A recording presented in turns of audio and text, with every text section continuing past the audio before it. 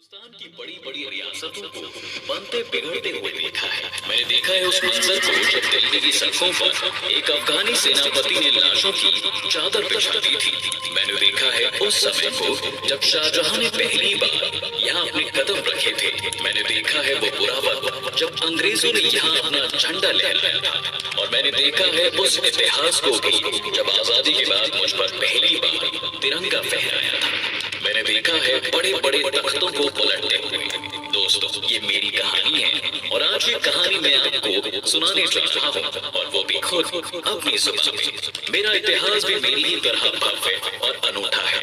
मुगल काल में मुझे किला ए मुबारक के नाम से जाना जाता था।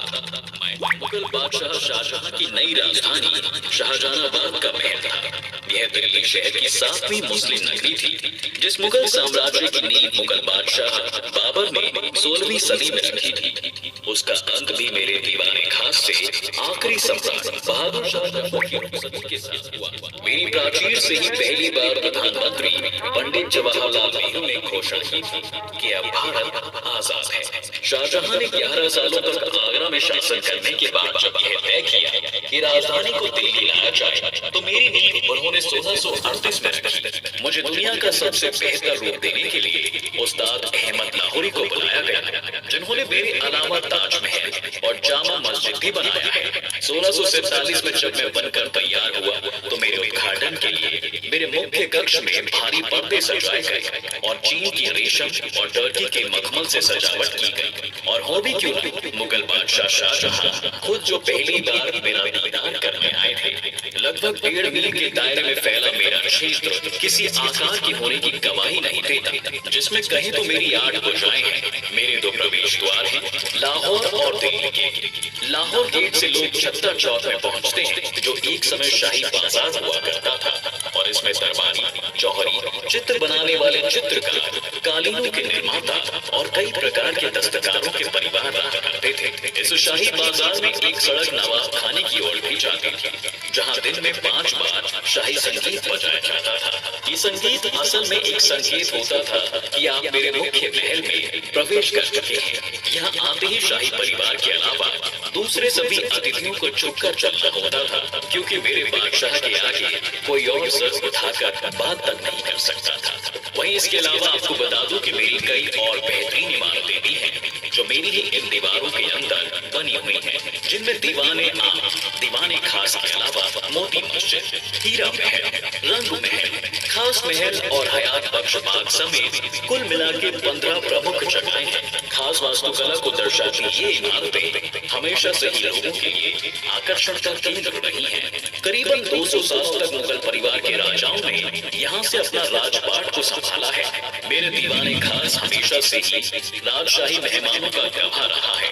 शाहजहां के सभी भवनों में सबसे अधिक सजावट वाला 90 बाय 67 फीट का दीवाने खास सफेद संगमरमर का बना हुआ मंडप है, जिसके चारों ओर बारीक तराशे गए खंभे हैं। इस मंडप की सुंदरता से अभिभूत होकर एक दिन बादशाह ने भी कहा था कि अगर इस पृथ्वी पर कहीं स्वर्ग है तो यही है। कार्नोलियन और दूसरे पत्थरों के पच्चीकारी मोज़ेक के फूलों से सजा यह दीवाने खास एक समय दुनिया के सबसे प्रख्यात मयूर सिंहासन के लिए भी जाना जाता था, जिसे 1739 में नादिर शाह द्वारा हत्या लिया गया था। नादिर शाह का नाम सुनते ही आज भी मेरी रूह कांप उठती है, और मेरी दीवारों में वो चीख आज भी जस की जस है। 10 मार्च 1739 का दिन था। शहर में कुछ भी सामान्य नहीं था। शाम के 4 बज रहे होंगे। मेरी सामने की सड़कों और गलियों में नादिर शाह के सैनिक बड़ी बेफिक्री से कूद रहे थे। आखिर दुनिया का सबसे अमीर शहर उनके बादशाह के कब्जे में जो था। मेरे बादशाह मोहम्मद शाह ने अपनी जान और गद्दी बख्शे जाने के एवज में अपने पुरखों का खजाना नादिर शाह के कदमों में रख लिया था, और अब ऐसा लग रहा था कि अफगानिस्तान से आई काली आंधी का साया शाहजहानाबाद से जल्द हट जाएगा। लेकिन नियति को शायद कुछ और ही मंजूर था। वहीं मेरे सामने की किसी ने एकदम अफवाह उड़ा दी कि नादिर शाह जब मुगल बादशाह से मिलकर लौट रहा था तो उसकी तुर्की महिला अंगरक्षकों ने उसे कत्ल कर दिया है।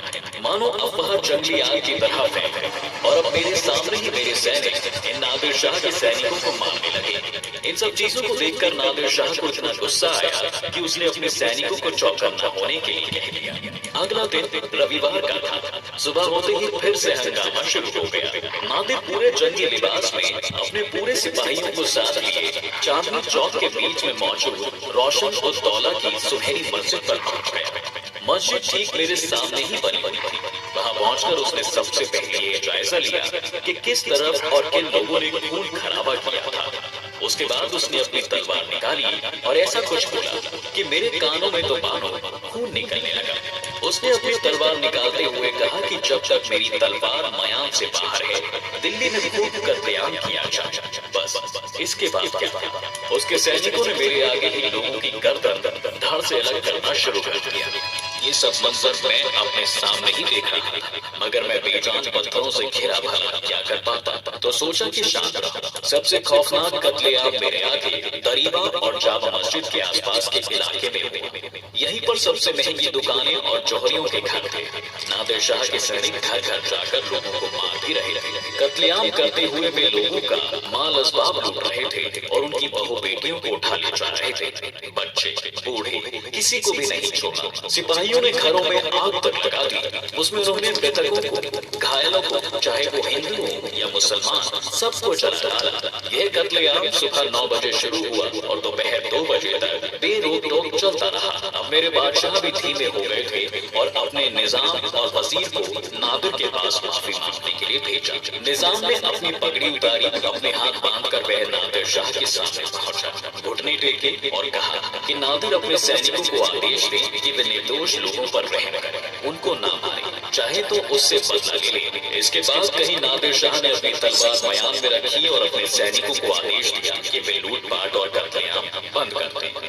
लेकिन तब तक भयानक तबाही हो चुकी थी। हजारों लोग मेरे अपने मेरे सामने मारे जा चुके थे, लेकिन मैं बेजान भला क्या कर सकता था।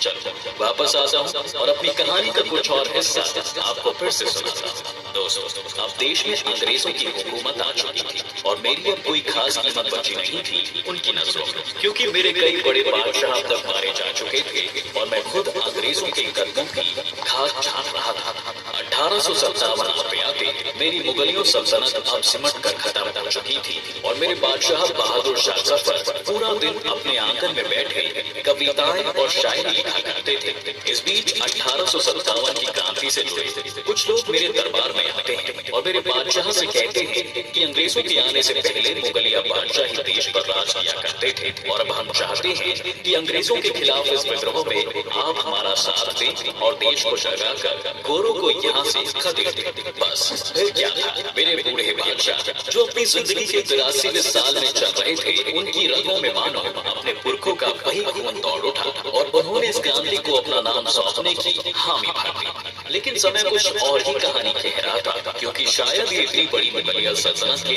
आखिरी दिनों की फड़फड़ाती लौ की तरफ इशारा कर रहा। मेरी भी नब्ज तेज चल रही थी कि मानो कुछ हो सा था। अंग्रेज पूरे देश में इस विद्रोह को दबा रहे थे और उनके सामने एक सबसे बड़ी मुसीबत आन खड़ी हुई थी कि अगर देश ने फिर से मुगल सल्तनत को अपना लिया तो शायद चीजें उनके उलट चल जाती। इसके बाद दोस्तों 1857 में जब अंग्रेजों का दिल्ली पर फिर से कब्जा हो गया तो कैप्टन विलियम हॉडसन करीब 100 सैनिकों के साथ बादशाह बहादुर शाह जफर को पकड़ने के लिए निकले। मेरे बादशाह अब शायद यह बात जान चुके थे कि उनका बचना अब नामुमकिन है। 19 सितंबर की रात को बादशाह ने अपने पूरे परिवार और अमले के साथ महल छोड़कर अजमेरी गेट के रास्ते पुराने किले जाने का फैसला कर लिया। मैं इस बात को अपने कानों से सुन रहा था, क्योंकि कहते हैं कि दीवारों के भी कान होते हैं और मेरी तो दीवारें भी बहुत ऊंची ऊंची थी। इसके बाद 20 सितंबर को बादशाह ने मेरी कल्याणों से निकलते हुए मुझसे विदा ली। सच बताऊं तो मैं उस दिन रो रहा था और रोना शायद लाजमी भी था, क्योंकि इतने गौरवशाली मुगलिया सल्तनत के आखिरी बादशाह को आखिरी बार जो देख रहा था मानो सब कुछ खत्म हो रहा था, लेकिन मैं बेजुबान पत्थरों से घिरा भला क्या कर सकता था। अंग्रेजी गवर्नर जनरल के आदेश शुरू से ही साफ थे कि विद्रोह चाहे कितना ही बड़ा या छोटा हो, अगर बादशाह आत्मसमर्पण करना चाह रहे हो तो उनके सामने कोई शर्त या सीमा नहीं रखी जाए। बादशाह किला छोड़ अपने एक महान पुरखे हुमायूं के मकबरे में चले गए। अंग्रेज भी पीछे पीछे मकबरे पर चले गए और बादशाह के सामने दो नुमाइंदों को भेजकर संदेश दिया कि अगर आप आत्मसमर्पण करते हैं तो आपको नहीं माना जाएगा। मकबरे से बाहर आने वालों में सबसे आगे थी महारानी सीनत महल। उसके बाद पालकी में बादशाह चल रहे थे। हॉटसन ने आगे बढ़कर बादशाह से हथियार डालने के लिए कहा। बादशाह ने उनसे पूछा कि क्या आप ही हॉटसन हैं? हॉटसन ने कहा, जी हाँ, सरकार को आपको ये बताते हुए बहुत खुशी हो रही है कि अगर आप अपने हथियार डाल दें तो आप सीनत महल और उनके बेटे के जीवन को बख्श दिया जाएगा। लेकिन अगर आपको बचाने की कोशिश की गई तो मैं इसी जगह आपको कुत्ते की तरह गोली से मारूंगा।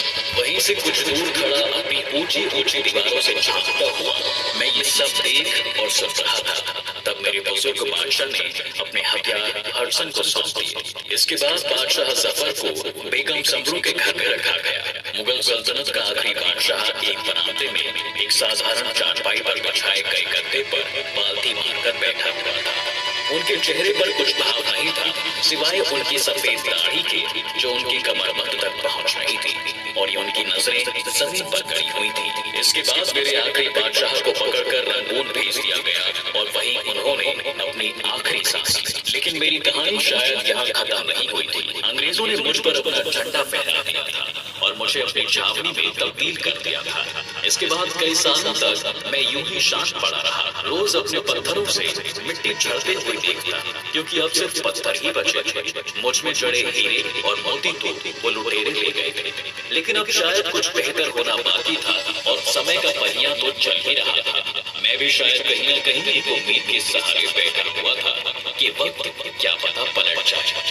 एक दिन फिर अचानक से जब अंग्रेजी कैलेंडर 15 अगस्त 1947 की तारीख दिखा रहा था तो मेरे सामने एक हजूम उमड़ पड़ा और सफेद कुर्ते और सर पर टोपी लगाए एक शख्स मेरी प्राचीर पर चढ़ा और अंग्रेजी झंडे को उतारते हुए तिरंगे को उस लोहे के खंभे पर हवा में लहरा रहा था। लोग कह रहे थे कि भारत आजाद हो चुका है और मैं सोच रहा था आजाद, लेकिन मेरी मुगलिया सल्तनत के बादशाह तो नहीं है यहाँ। फिर किसी से पता चला कि अब लोकतंत्र है और अब जनता का राज होगा। मैंने सोचा कि यह भी सही है, अब जनता खुद अपना फैसला लेगी और मुझे थोड़ा आराम मिलेगा। अब मुझे इस देश की विरासत कहा जाता है और लोग मुझे देखने दूर दूर से आते हैं, लेकिन मैं बेजुबान पत्थरों से घिरा आज शांत हूँ।